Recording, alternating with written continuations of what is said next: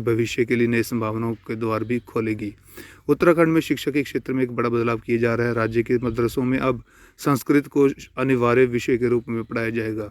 यह पहल मदरसों को आधुनिक और समावेशी बनाने के उद्देश्य से की जा रही है।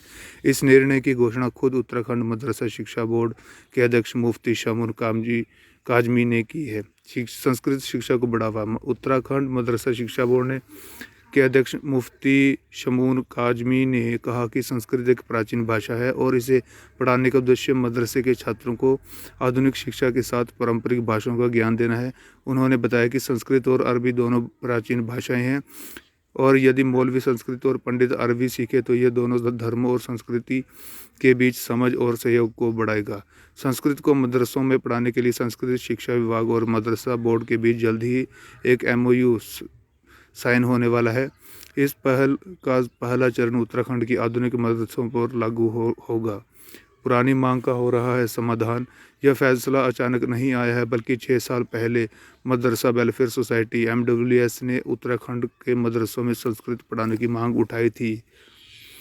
उस समय सोसाइटी ने तत्कालीन मुख्यमंत्री त्रिवेंद्र सिंह रावत को पत्र लिखकर आग्रह किया था कि मदरसों के सिलेबस में संस्कृत को जोड़ा जाए। हालांकि उस समय इस मांग को अव्यावहारिक बताते हुए सरकार ने इसे खारिज कर दिया था। अब मौजूदा मदरसा बोर्ड ने इस मांग को मान लिया है और संस्कृत को मदरसों में पढ़ाए जाने का रास्ता साफ कर दिया है। मदरसों का आधुनिकीकरण और NCERT पाठ्यक्रम। मुफ्ती शमून काजमी ने यह जानकारी दी कि राज्य के 416 पंजीकृत मदरसों में अब NCERT पाठ्यक्रम लागू कर दिया जाएगा।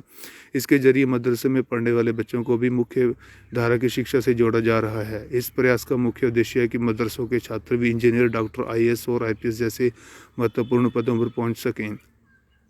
आधुनिक मदरसों का लक्ष्य। उत्तराखंड मदरसा शिक्षा बोर्ड का यह कदम मदरसों के आधुनिकीकरण की दिशा में महत्वपूर्ण पहल मानी जा रही है। पिछले 1 साल के दौरान मदरसों में पढ़ने वाले छात्रों को राष्ट्रीय पाठ्यक्रमों से भी जोड़ा गया है ताकि उन्हें शैक्षणिक और सामाजिक गतिविधियों में भाग लेने का मौका मिले और वे एक व्यापक दृष्टिकोण के साथ आगे बढ़ सकें।